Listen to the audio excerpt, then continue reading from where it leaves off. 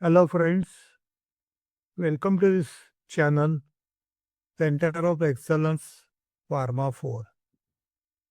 In this episode, I am going to discuss about data-driven decision-making opportunities in pharmaceutical digital supply chain management.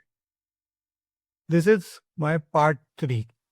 I hope you have seen and listened my part 1 and part 2, where I covered some portion of this entire episode, and balance is going to come into this particular part. Before starting, let me give you a brief introduction about what is our focus area.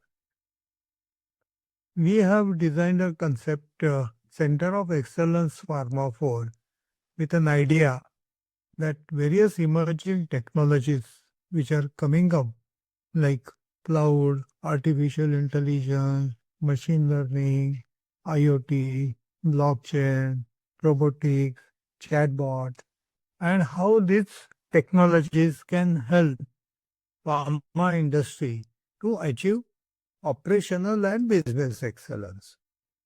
With these objectives, we have created a huge knowledge base which has been shared onto our website.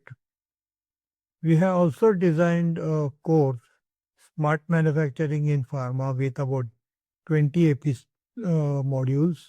And I request all of you to please have a look at them and share your comments and suggestions. We have launched a YouTube channel about 5 years back with the same idea, that is starting from business systems, strategies, covering technologies, and going up to the audits and validation.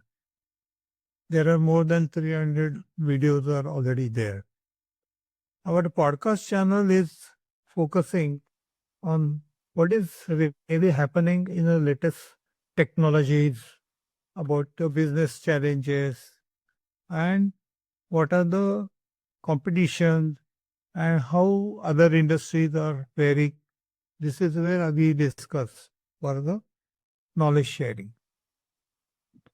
Our book series, Center of Excellence Pharma 4, has got 6 books already published onto Amazon. These are available in Kindle as well as paperback. So let's start with our agenda. The agenda is introduction, digital transformation imperatives, current digital maturity, demand forecasting and inventory optimization, production planning and manufacturing excellence, quality control and regulatory compliances, logistic and distribution, risk factors and supply chain resilience, implementing data-driven decision-making into supply chain transformation, and conclusion. So in this part 3, I'm going to discuss more about the supply chain visibility platform. In a present analog systems, there is a limited visibility into pharma supply chain, and that creates a significant vulnerability to disruptions. It either it's into material availability, production, machine maintenance, or connecting to the various departments and all that. So those are the various challenges are there. Now with the digital transformation, we are really looking for a end-to-end supply chain visibility platform, which integrates the data from many internal systems, also connecting to the suppliers, logistic partners, and other external sources. This creates a comprehensive view of material flow, inventory position, and identify the potential bottlenecks where the decision makers can take a decisions and resolve those issues actually. Benefits of mature visibility capabilities is that 60 to 80% faster responses are there to resolve those disruptions, and 40 to 60% reductions in financial impacts. How this artificial intelligence power disruptions prediction models are there and how those prediction models are working actually. Let's look at it. This artificial intelligence analyzes the patterns which are covering across various factors like suppliers' performance, geopolitical events, weather forecasts, transportation dynamics, and many more. I just listed few of them to give you a guiding ideas. This will help in identifications of emerging risks before they impact onto the any operation. You can do the calculations of the risk scores for the different supply chain nodes actually. When a supply chain node, it starts from the demand planning, supply planning, operational planning, and in that you have various nodes which are getting connected to build up a complete bridge of a supply chain and all. And that recommend the mitigation of action based on to the potential impact and its probability. Just to share a case study, is a large pharma company has identified this impeding supplier disruptions.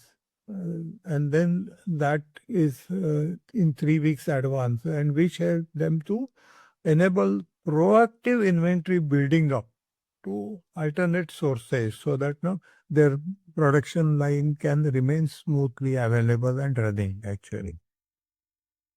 Another challenge is the network optimization modeling.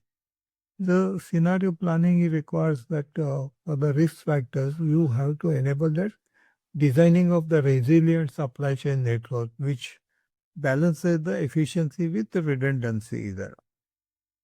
So if there are any impacts of disruptions and all, it simulates the disruptions across the network, which evaluates the alternative strategies which can solve the problem and maintain the network availability and all.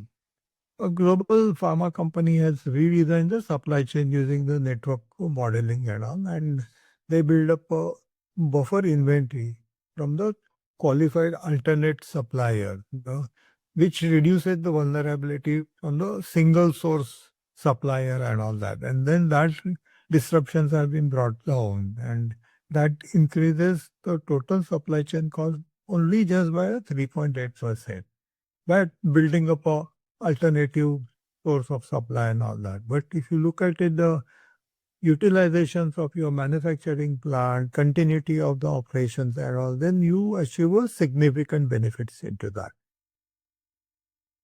Another factor is the supplier risk management platform. Now we have to focus on to that also because there is a significant percentage of vulnerabilities are really affecting onto the suppliers. And you must have observed it during this COVID time. Uh, Getting the supplies was a big challenge, so either locally or globally from one sources or maybe alternate sources and all that.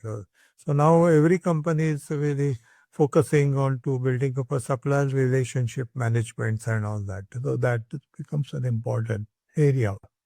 The advanced supplier risk management platforms are developed which integrate the financial health indicators for the particular supplier that include the quality performance data, monitor the delivery reliability metrics, consider the external risk factors and also such as those parameters you can really build up. And that you really compare with the supplier's risk profiles and then you identify the proactive management, how you can build up a relationship with the different suppliers. So supplier relationship management plays an important role, and that should be taken into considerations and all. And this will give a impact onto supply chain, and those disruptions can be reduced, maybe 40 to 60%. Of course, these again depends upon the company to company and then their relationships with the suppliers, and then also depends upon the type of material, quantities which are required, availabilities and all that actually. Then the next factor which you have to consider is the predictive supplier performance analytics actually. So you can consider the machine learning application, build up that algorithm, which will consider and analyze the historical performance data. At the same time, it will also try to identify early warning signals from the potential issues and all that. That will detect the subtle patterns, the variations from uh, material or a order or a month or a period or a historical data and all. And then we'll proceed with the major problems which can be projected, can be identified, can be predicted and all that actually. And then that will allow the preemptive supplier engagements and all that. Again, there is a case study from a pharma company where they have identified the deviations for a key supplier, and I identified that if there are issues 45 days before a thing, then which they is going to impact onto a batch failure, and that will have a saving, which they estimated that 4.2 billion of losses can be avoided and all that. So this is where I think companies should look at it, how this can help in better data-driven decision makings for the improvement and all that. Now, another important parameter is the blockchain implementation. This blockchain can help you to build a transparency and immutability, which creates a transparent records of all the transactions. That's basically from suppliers' point of view, going up to the delivery to the patients and customers, and that provides immutable quality evidence. This builds up a trust, and cryptographic verifications enhances the trust between the supplier, manufacturer, and customer, that is the patients and all that actually. This reduces the operation, so the supplier quality verification efforts also from 50 to 70% because the result data at the supplier end is also available to you, and which is again a transparent and all that. That also reduces the documentation and its discrepancies coming up because it's coming from the different systems. While over here there is only blockchain, it's a one seamless data sharing systems and all that. And this will be a near perfect transferability for the materials and all, and helps to build a collaboration between the supplier relationship management and trusted data is available. Now, while doing all this implementation and planning stage requires a digital maturity assessments actually. That is, a structured approach is required for implementation, and honest assessment is really required. No, what are the process parameter? What are the processes to be covered? What are the operations to be covered? And what are the present status, current status, and all that? And how you are going to evaluate those present technologies? Na? See, I most of the cases at this moment of time, what we have done, our experience is that still many companies are working on analog systems. Their database digital silos are there. They are not integrated with data sharing, data integrations, and all that. And the organization culture is not there ready to adopt to all this functionality. So you have to take all these factors into consideration and identify those critical gaps and uh, decide about the initiatives which you want to take it out with the priority, with the budget, with the resources, with the action plan and all that actually. And that will draw a roadmap development. So based on to those initiatives, you can draw what is going to be a value potential, what are the implementation challenges and organization readiness, and what are the trainings required, then upgrade about the skills and everything, and how it is going to impact onto the businesses and all that. What you are going to expect as a tangible, intangible benefits and all. So everything at the data governance, systems integrations, and everything has to be taken into consideration, and that will show you, how you can achieve the success rates or what ROI you expect it along with your digital investments and all that. Another factor, which again I discussed onto my previous episodes also, is the mostly a change management. As you are all aware, it's a human driven systems actually, because it also happens with a holistic approach which we discussed normally, and holistic starts with the people, processes and technology, or sometimes I call it is the head, heart and hands, so everything needs to be changed, everything has to mm, move to from analog to the digital system, so which needs a sustainable adoption and value realization, along with this technical implementation. This is what is the most important thing. The shift is required from analog to digital transformation, and decision-making process is based onto that. So, as you know, our episode title is also database decision-making system. So, data is going to drive your decisions, and the correct right data at right time in the right accuracy will help you to take a right decisions and all that. And this data analysis algorithms with AI based thing can really help you to take a correct decisions when as you go on building up your algorithms and all that and something. And then that can really help you to achieve a good ROI. With an investment into the technology that as well as into organization that changes. Everything has to work together. Then that will give that embedded data-driven decision making and all that. This will have a value realization. So you have to measure and communicate the value into a broader adoption. It has to have that sustained investment support.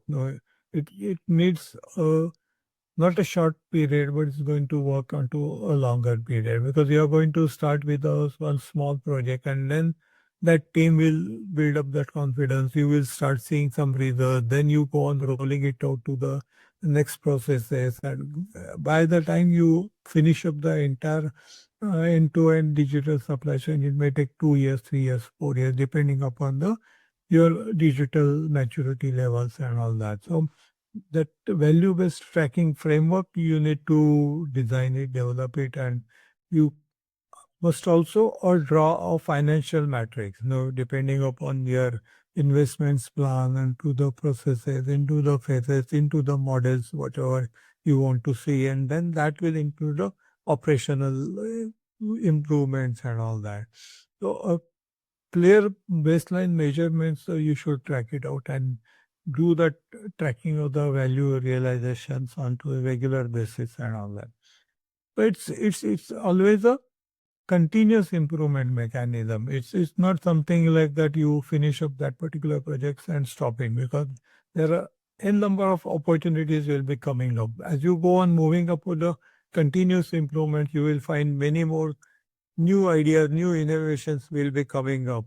As you go on doing the analysis of the data, you will find there are a lot of opportunities where you can change your adapt the processes, redefine those processes, and this is where our concept of center of excellence is coming up and all that. That will provide you the institutional knowledge, and this knowledge base has to be built up specifically for your industry, your departments, your people, your challenges, and all that. And this needs to be structured, it needs to be methodologies, has to be standardized, and that will go on building up the benchmarking, performance monitoring, and will prevent a digital stagnation because it's again a continuous process and all. So we have to define a perpetual innovation model actually. Right?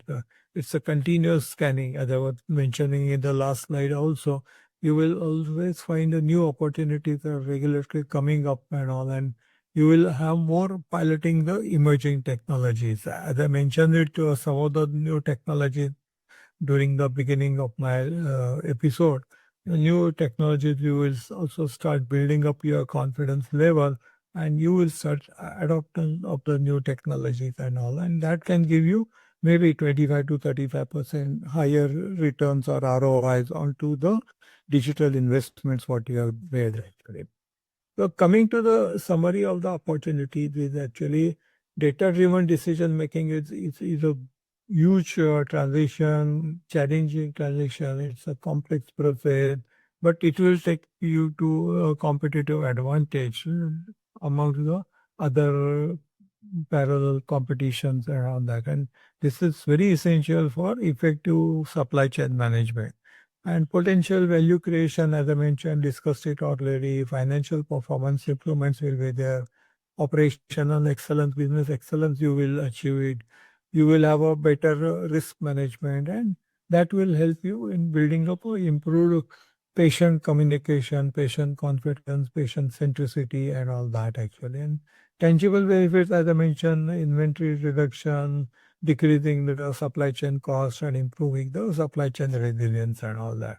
So coming to this, I mentioned some of those tangible benefits over there, but there are many intangible benefits are also there, which some of them I tried to list it out over here, which enhances the regulatory confidence, improves the compliance with the regulations, better tracking and reports capabilities, improved customer relationship, more accurate and timely deliveries, enhances the customer satisfaction, greater organization's agility, faster response to market changes, improves the decision-making processes, systematic capabilities development, balancing quick wins and foundational investments, implementing challenges and rewards and all that.